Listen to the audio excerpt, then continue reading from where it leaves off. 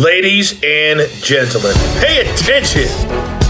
This is your boy, the coach from the WWE. I would like to welcome you to the very first wrestling podcast in the world to take you on a weekly deep dive into classic matches along with legends of the squared circle. Enjoy the discussion. Enjoy the back and forth. There's so much to get into. Ladies and gentlemen, this is The Payoff.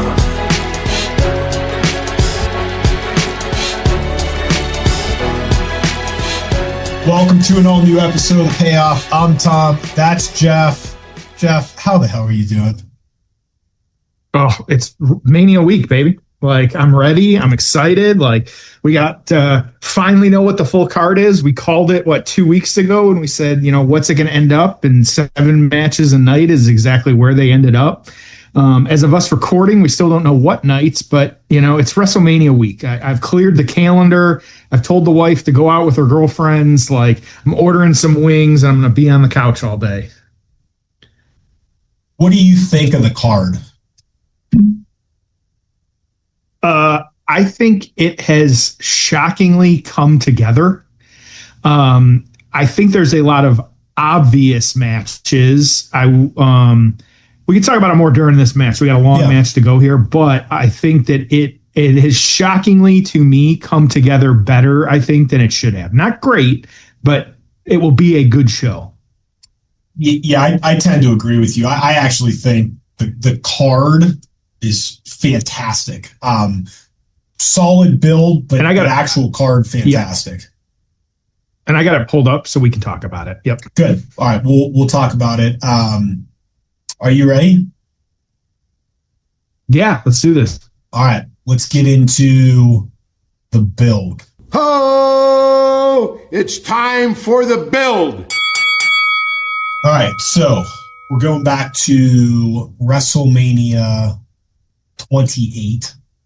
We're in Miami, Sun Life Stadium, 78,000 in attendance, including yours truly. I was there. I had to go because this was a once-in-a-lifetime match that I got to see. Mm-hmm. And if I hadn't gone, I would have never seen them wrestle unless I watched WrestleMania the following year to see the rematch, which was twice in a lifetime. Right. April 1st, 2012. Fun fact, I did not drink any beers at this show. Do you know why? Okay. Because I was so hungover from the day before, because South Beach has a way of doing that to a 25-year-old man, or whatever I was at the time. Were you sitting in a bar for a random wrestling show, or just that's what happened? No, I was at a bar in South Beach. It was before noon. They had a special that was a bucket. The bucket had a bottle of vodka, and then it was surrounded with Red Bulls. And my buddy that I was with thought that would be a good idea. And between that and whatever happened afterwards, I woke up Sunday and I'm like, dude, I'll get to the show. I'm excited for it. I said, but I'm going to be a little bit of a zombie. Never forget that. So you gotta really do some damage to yourself to feel that way at 25. If I did it to myself now, I'd be in the hospital getting IVs. So, but it was fun. It was cool. And I forget, I think it was Friday night. We were out and I was walking home with a pizza. And I'm carrying it back to our hotel, and out of a cab comes Ziggler and Ryder. So I just started chatting them up with a wonderful conversation. So anyways, all right, so we're in Miami. Let's quickly go through the card here, and then we'll get to the build for this match. And I love the build for this match because this is the fourth match of this 2 versus Shawn, 2 versus Triple H. This is going to be a really fun one to cover. All right, so dark match was Primo and Epico defeating Justin Gabriel and Tyson Kidd and the Usos in 5 minutes. Man, you forget how long the Usos have been there. They've been there longer than Reigns, right? Pre-show, yeah. But I'm saying they've been there. What year was this? This was 2012. This was 14 years ago. Just crazy, man. They've had a hell of a run. And who would have ever thought that as a tag team, they would become this big of stars all these years later. I mean, that rarely happens, right? I mean, there's very few examples of that. We start off the show, and this was wild because it was like, what the hell just happened? Sheamus defeats Daniel Bryan in 18 seconds. AJ Lee kisses Daniel Bryan, and then boom, bro kick, and he pins him in 18 seconds. I mean, it was just wild. And Bryan was like super over at that point. Kane defeats Randy Orton in 11 minutes. Big Show defeats Cody Rhodes, talk about people that have been there a long time, to win the Intercontinental Championship in 5 minutes. Kelly and Maria Menounos are going to defeat Beth Phoenix and Eve Torres in a 6-minute tag match. So that match went longer than the Cody Rhodes match. Then, after an interesting start to the show, Taker, Triple H, Hell in a Cell. Then we shift to a 12-man tag match. I'm not even going to go through all the participants, but the Team Johnny, which I guess would have been the Raw team, defeated Team Teddy. So whatever happened there.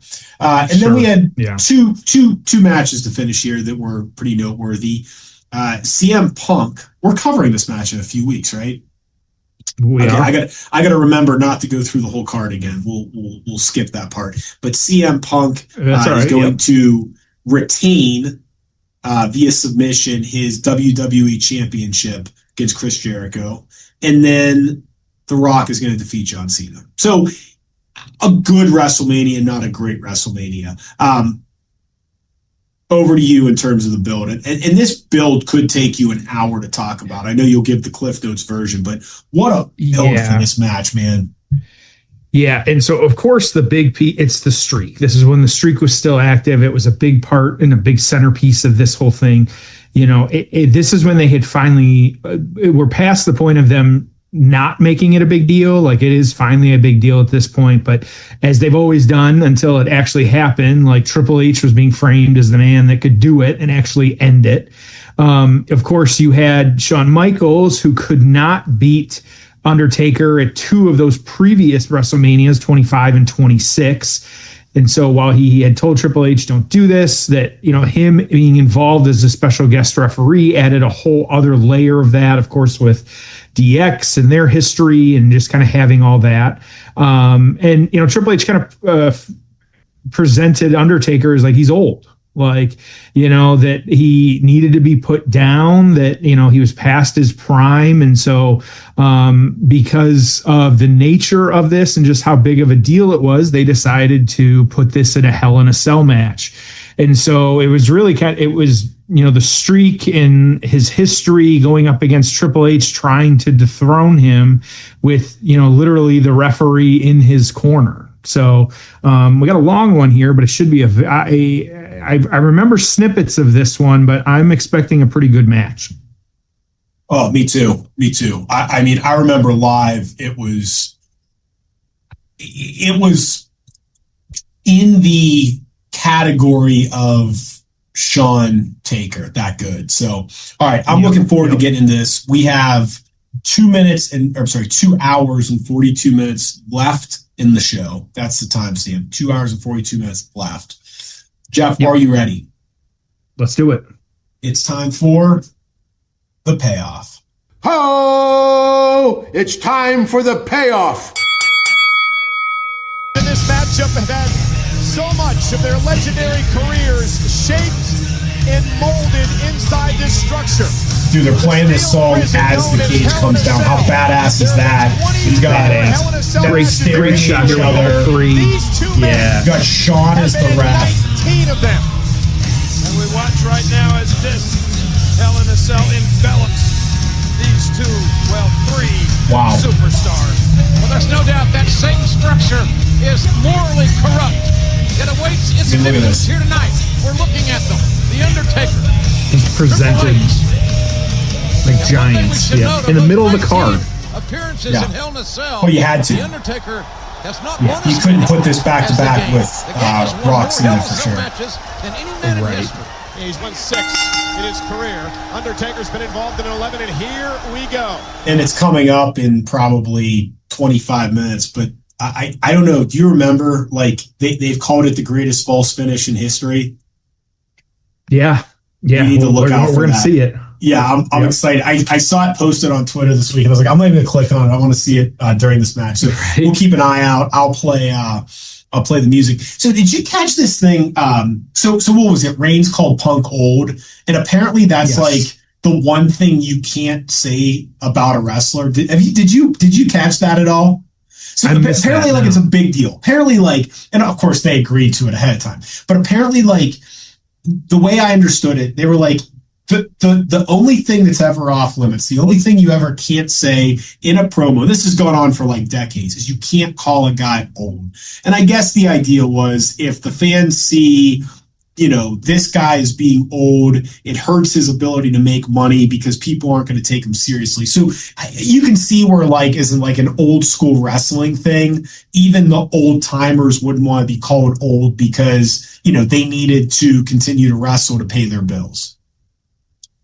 Yeah, I get that. Okay. Yeah. I think now, like, how they've, you know, hospital was a medical center, like old is, you know, washed up, old is past your prime, you know, so I kind of see that. Yeah. Being one of those forbidden words. So you bring up an interesting thing about the wording, and, you know, everyone makes fun of Vince. Oh, you called it a medical facility and not a hospital, and you called him the universe and not fans. I have a completely different perspective, which is that's branding, and that's incredibly smart.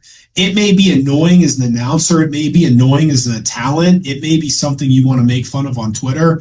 But what is far and away the greatest thing that occurs in golf? It's called a tournament called the Masters. And do you know what they make the announcers do? They're patrons. They're not fans. It's, I forget, the first 9 and the second 9. It's not front 9 and back 9. They have all this stuff, and I mean they're super strict on it.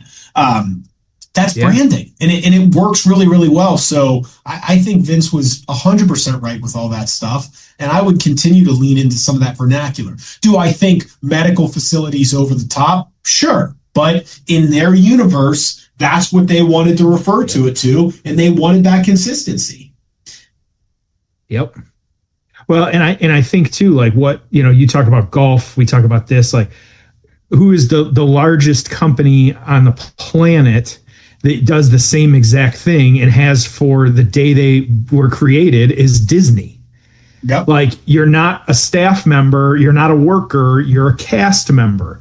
You're not on the clock, you're on stage. Like, you're you know, he's got all these different things that, you know, kind of work around that are just like it's common vernacular now. Like, that's just what it is. And so, you know, the park doesn't open, the rope drops.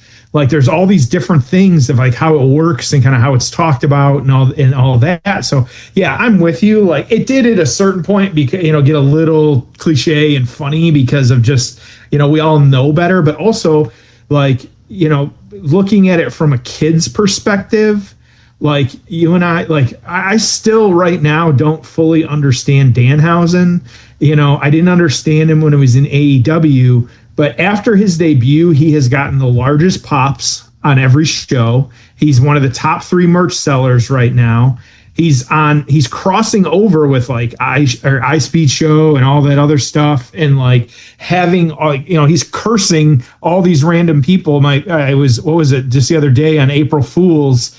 He was cursing everybody and then saying April Fools. Like, and so I think like you and I are like the old veterans at this point, whereas like they have to be appealing to a younger generation too, and that's how they're doing it. Is like, you know, maybe they do understand, like they understand more about it than we do, and you have good perspective on that. Yeah. Well, yeah, I mean, I'm seeing the business completely differently now that I see a kid into it, and not that any of this is shocking, but it's a lot of the things that I think this is where, you know, a guy like Meltzer, this is a 65-year-old that isn't saying this is what I like. He's acting as if his perspective is real, meaning it's legitimate. And frankly, it's just not. It's a perspective, just like us in our 40s is a perspective, just like a 5-year-old is a perspective. But if you're going to talk about the business and good decisions versus bad decisions, the way shows are formatted, the inclusion of a character like Danhausen, going PG, like all of these things, you have to have a much wider lens than I like this, I don't like this. Okay? Yep. Having someone get a pizza cutter on the forehead makes your potential audience way smaller. It makes your TV partners way smaller. It makes your TV rating less inclusive. It makes the chances of families coming to your event smaller. So they can do whatever they want, but just understand you're shrinking your audience by doing these things. Same thing where it's like the 45-year-old that goes, Danhausen's stupid, they shouldn't have him on TV.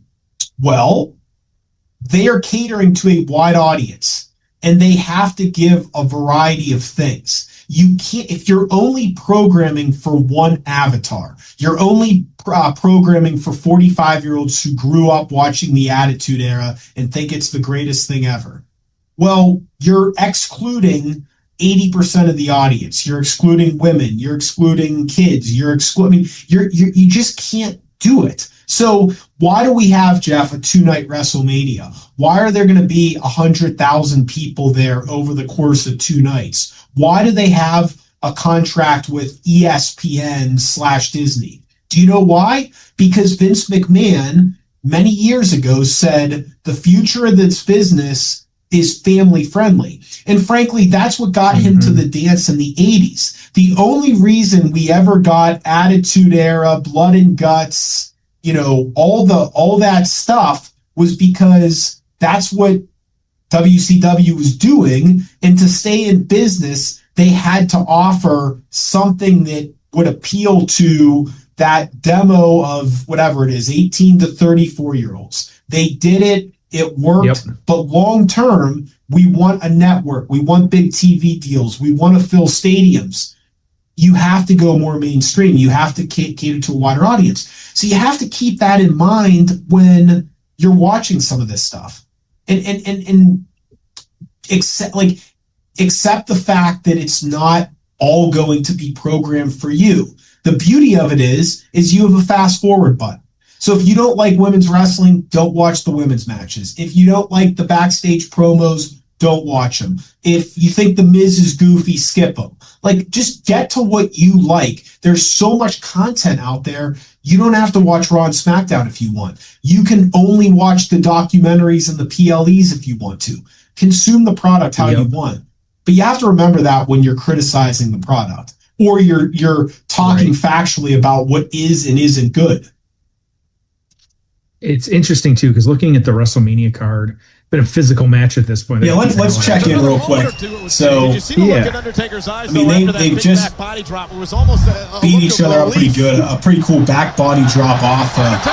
Just how close he was. Going for a pedigree and Undertaker reversed it. I'll say real quickly, you watch that backdrop and and not to pick on AEW, but if that were happening in AEW and two undersized guys did that spot, you'd think nothing of it. But when you watch guys like Taker, Triple H, or a Brock Lesnar or John Cena do something like that, it just means so much more. So when you get these bigger athletic guys, there's even stuff that Obafemi does, and it's if Kenny Omega did that, I wouldn't care. But hey, when this guy does it, it's pretty impressive. And I'm not saying everyone should be a big monster, but we can only go so far with flips and tricks and all this stuff. So, sometimes it's nice when bigger athletic guys, some of these NIL guys that they're getting, I do think it makes it a little bit more believable, and it gets away from everything having to be a bigger, higher stunt than the previous thing. Well, I think it was interesting, and even we probably did it a few times too. There were so many complaints coming out of the Performance Center that everybody looks the same. Well, then they started doing some of these NIL deals and like kind of, getting into with some of these other athletes, and you are getting all kinds of different people. You're getting people that have a little bit different style. You're seeing some things that are a little bit different. And it's interesting. Like we talk about like the demographics of who's watching and who they're trying to appeal to. And I'm looking at the WrestleMania card right now. And we, look at like the Logan Paul and Austin Theory stuff. Like, Logan Paul, no. Am I a fan of him? No. But also, like, you look at it from the perspective of how many eyes he gets on the program. Yeah, I get it. Same with like ISHO. Like, again, I've never watched anything that he does outside of the wrestling ring. But in like really two moves, like, he took a spear and like, got his ass kicked a couple times and, got thrown into the Royal Rumble. And since then, like, he's on TV a whole lot. Same with like Jelly Rolls out there. Like, again, I never listened to a Jelly Roll song, couldn't identify it on the radio unless the radio said that it was Jelly Roll.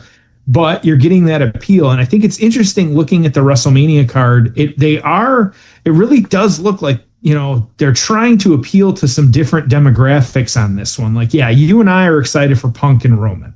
We're excited for Cody and Orton. There's a whole lot of backstory there that we know about.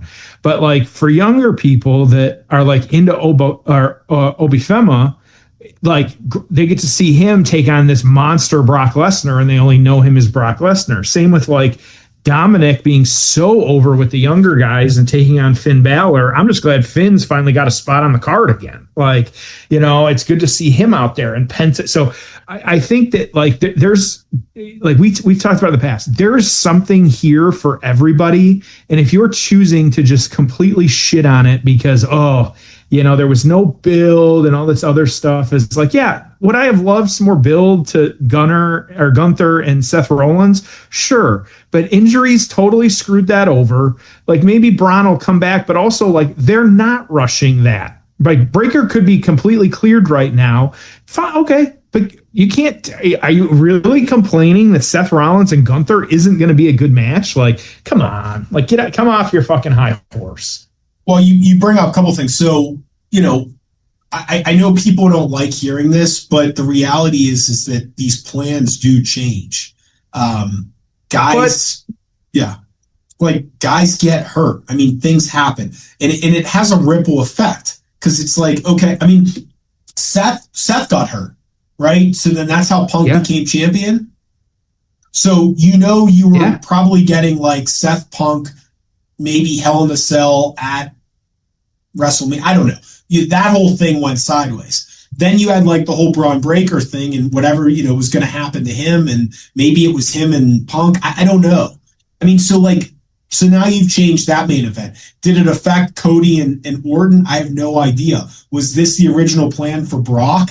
Maybe not. I mean, who knows? They may have done Brock Punk. I mean, you just have no idea, but it's like all these like ripple effects. So, even with like one or two injuries, it can change everything. And then, I'm just making things up here, but it's like, you never know. Perhaps there were backstage conversations with a Rock or an Austin or someone where, hey, we might have him. Well, if we have him, then we need to hold off this guy for that. I mean, this shit's not easy. It's funny. And, the other piece of this too is like, we have to remember, and I feel like we're doing a lot of like defending WWE, but it's just more of like pointing out reality. The other piece of this too is like, you can't just blow your wad on WrestleMania because we have Backlash, then we have a Clash, then we have a Saudi show, then we have a 2-night summer. I mean, this does not stop. And oh, by the way, Netflix wants really good shows. USA wants really good shows. Saturday night's main event's going to be at Madison Square Garden. You need headlining matches for all this stuff. So it's like, even if Braun is healthy, and even if you could have done with him with Seth, you're sitting there going, we need that for Backlash. And then we need the second match for the Clash. And then we need the third match for Saturday night's main event. Like, so you have to, I mean, these can't all be one and done. So you have to get multiple matches. Like, you think you're getting one Orton Cody match? No, you're probably going to get 3. And you need it because you got so much inventory to fill of content. That's why, that's why I was hoping That's why I was hoping like Chris Jericho would come back, just simply because, hey, Yeah. we always could use more main eventers. I wish AJ Styles would have wrestled for another year. You know, I mean, you want to have some of these guys in the mix. I really hope Brock's not done at SummerSlam. I hope Brock wrestles another 5 years part-time. So, you know, you need these marquee matchups, and, you know, that's where like, it doesn't get said enough, like the NIL stuff, what Shawn Michaels is doing. Mm-hmm. It's unbelievable. I mean, Obafemi, and I, you know, my kid's into him, so I've watched his NXT matches. That guy can go for 20 minutes. He is a really good professional wrestler. Oh, and by the way, the character's larger than life. Oh, and by the way, he's in his early 20s. Oh, by the way, he has a Division I background. Oh, by the way, he's international and he's going to sell tickets in other parts of the world. I mean, that guy's just getting started. But man, you think about 15 years ago when we were bringing up guys like a Kozlov or a Khali. These guys couldn't work a match. And now you've got these guys that have the ability to do 5-star matches. And have the ability to headline for 25, 30 minutes, no problem. It can work at a Hell in a Cell. It can work War Games. It can do all these amazing moves. And oh, by the way, the character is incredible too. But if you don't have Shawn Michaels at NXT, if you don't have that NIL program, if you don't have all those things they built, you're going to run out of stars. And this is a star business. Yep. Okay.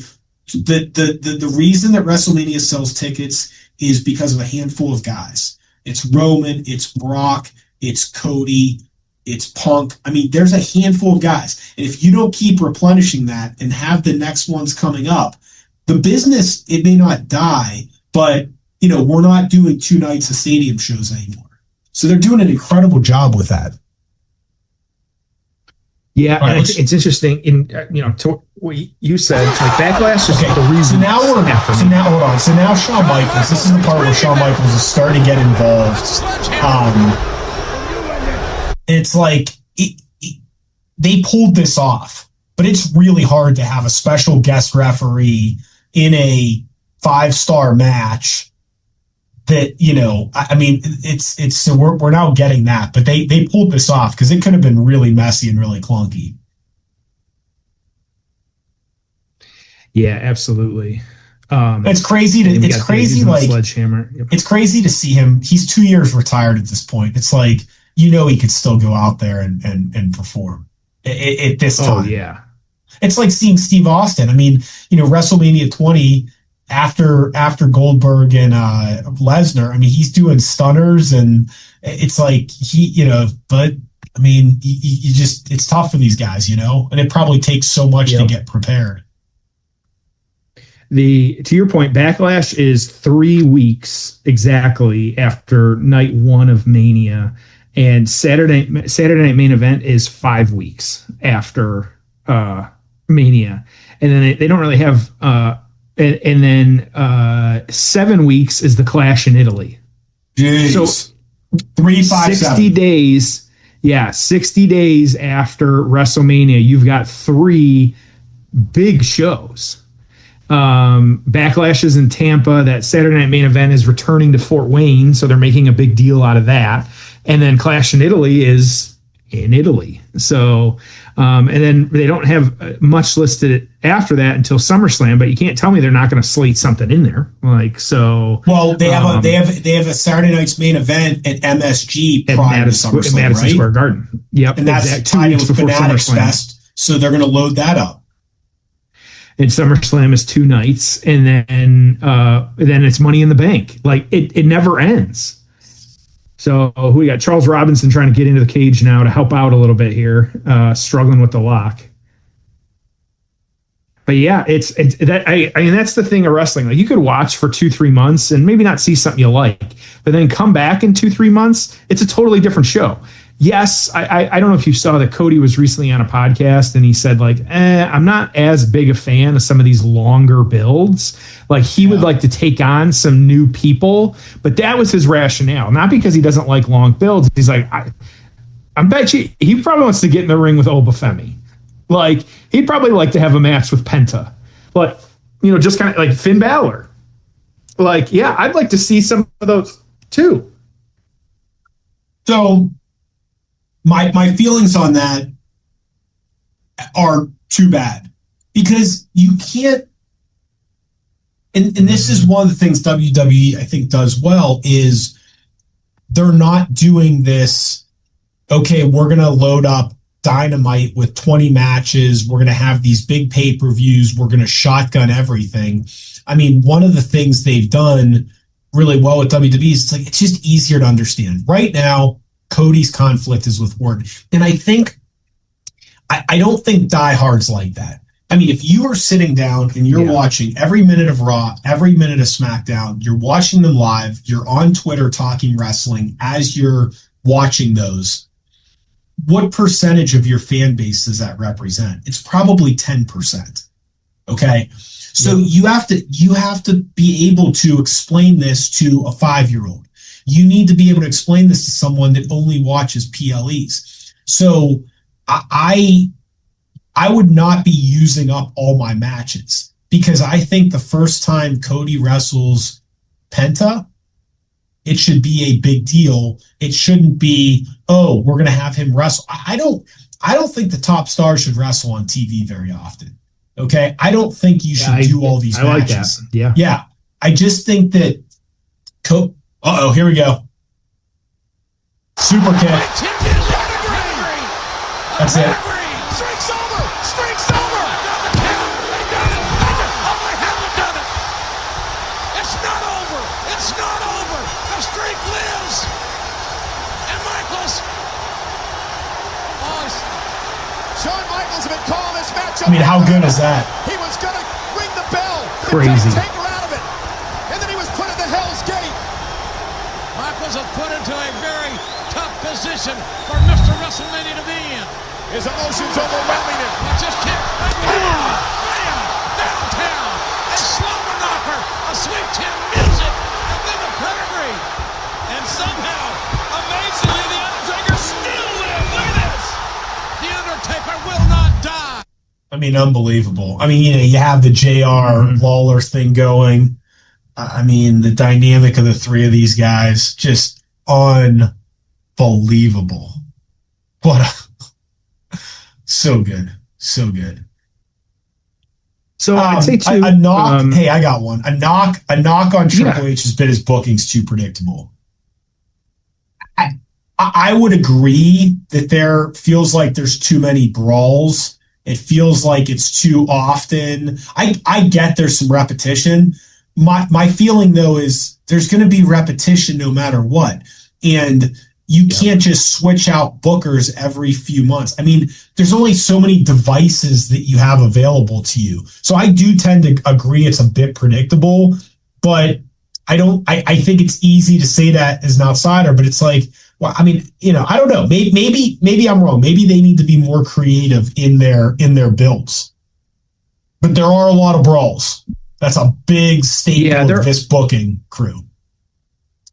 Yeah, and I think that they'll figure that out. Like, and I agree, and I think that's just one of those things that we need to keep.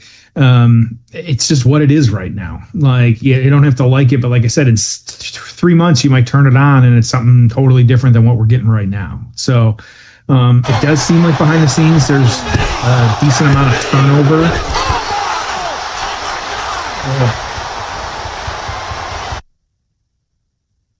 You said there's turnover with the writers?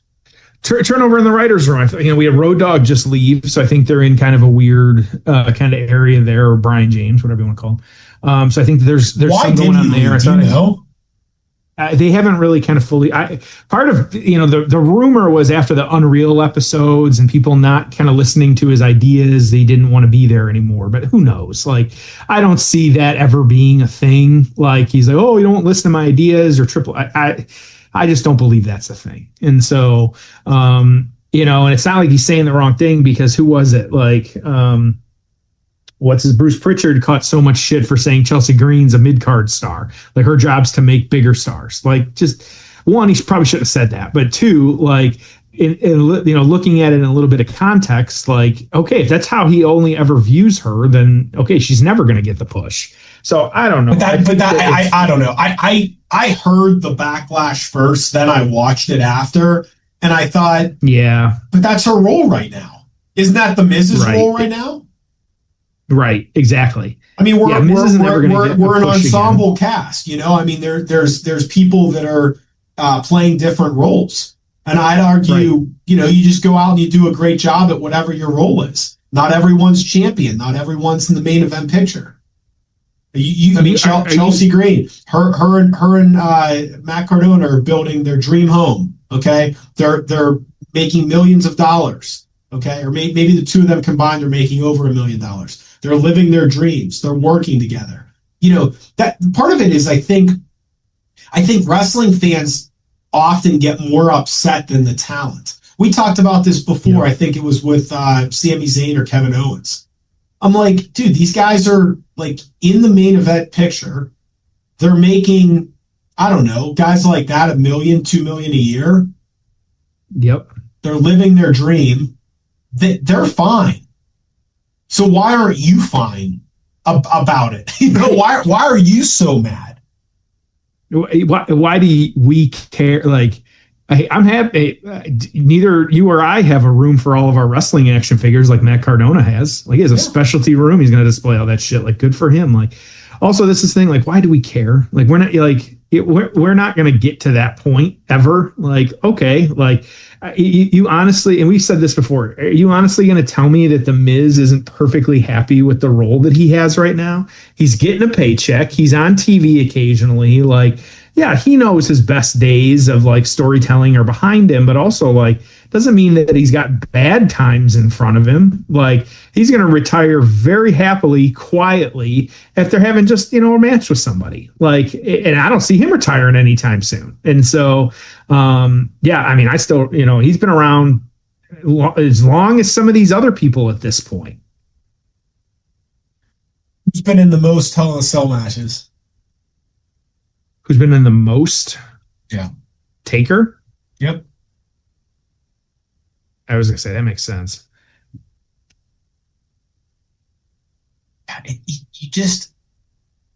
You forget how many of these classics the Undertaker had at WrestleMania.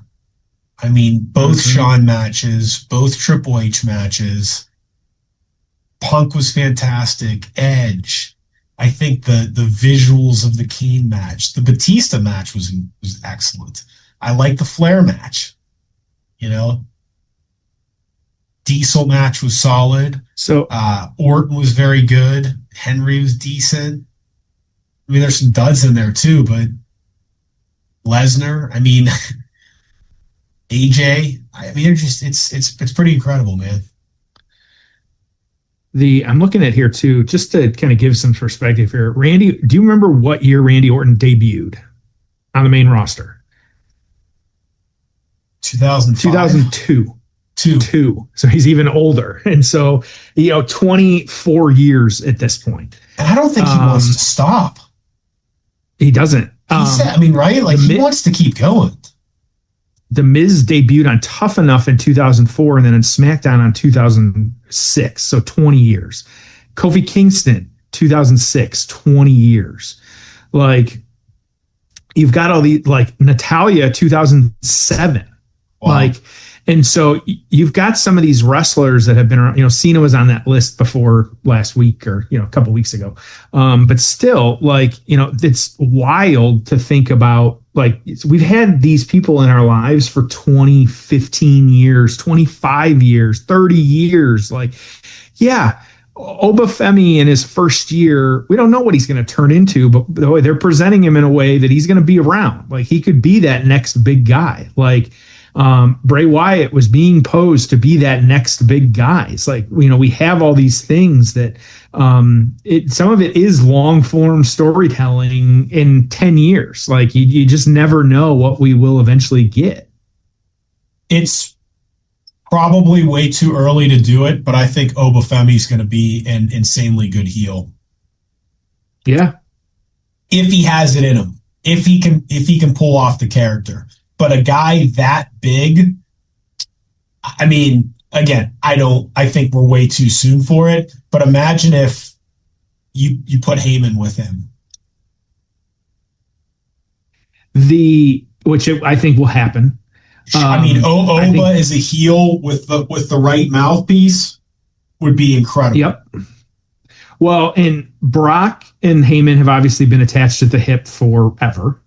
And so you can't tell me that Brock and Heyman don't talk about him. Like, come on. Like, you know, and so why do you think Brock wants to wrestle him so bad? Like, he sees it. Like, you know, he's getting the match he wants. He's calling his matches now. Like, he's getting exactly who he wants when he wants. And so, you know, that's what's happening. Triple H is getting destroyed here. Sledgehammer. Undertaker disposes of that. And is the game next on the disposal? I mean, this is Michael says his back turned so he doesn't have to watch it. Yeah. It's a lot. I mean, it's over the top, but they pulled it off, man. Yeah, it's a lot harder what it needed to be. Yeah. So looks like the end might be near for Triple H here. I'd say too. You know, we know most of the we know the best parts of the card at this point. What match are you most looking forward to? Yeah, I was just going to ask you the same thing. So, man, I think if I'm sitting here right now, I think this might be it. Oh, disaster! Yeah, this is going to be it. An abhorrent. Sean's going to count. The tombstone, the count, and the 3. All right, we're gonna leave that playing because I think we're gonna see some cool stuff as we go in the aftermath. If you said to me, "What's the match you're most excited about?"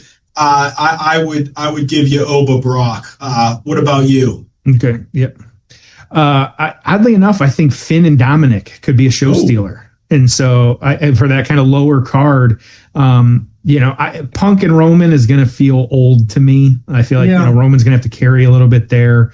Cody and Orton, I think, will probably be better than that one.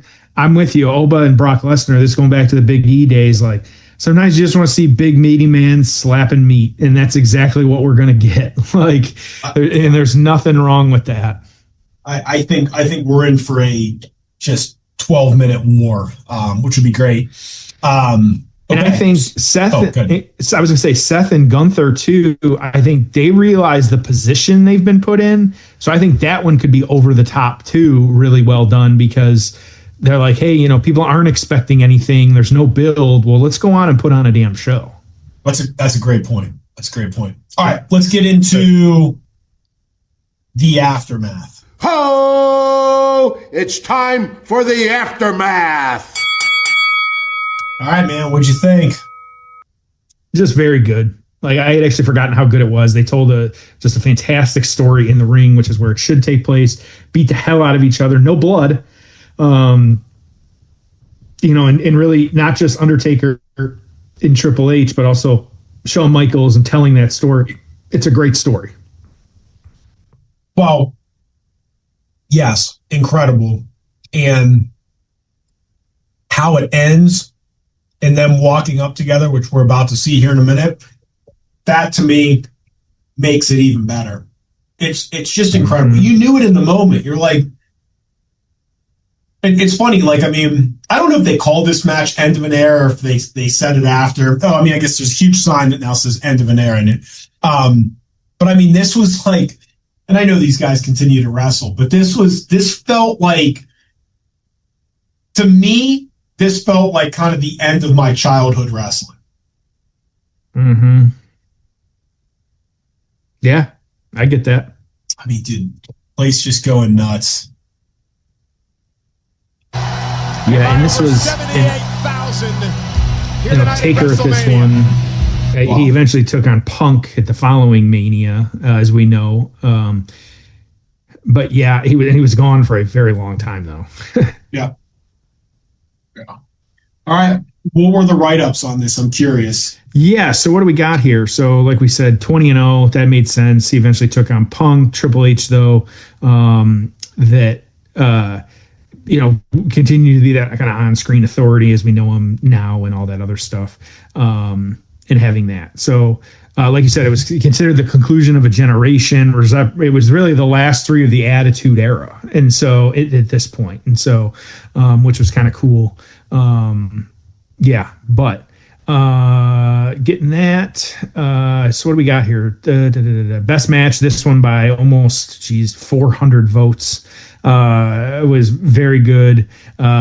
Really 4 3/4 stars from Dave Meltzer. These guys got way more latitude with the ability to kick out of way more chair shots and sledgehammer shots than anyone else would have been allowed to do. But this was fantastic storytelling, and it will at least be among the best matches of the year, even if it wasn't the best of the weekend. 4 3/4 stars. How are you going to score this one?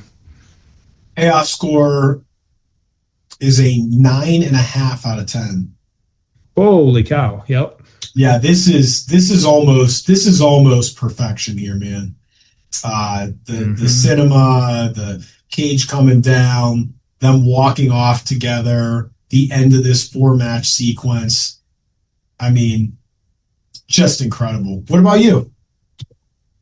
I'm a 9. I think that this is one of those that I probably could score it higher, but also like it is really you're not finding anything that isn't great about this one. Like this is one to go back and you need to watch a couple of matches in the lead up to this, but also at the same time like this is just really good storytelling, wrestling. All these guys like didn't seem like they were old, quote unquote. I know we talked about that at the front, but still really good. Yep.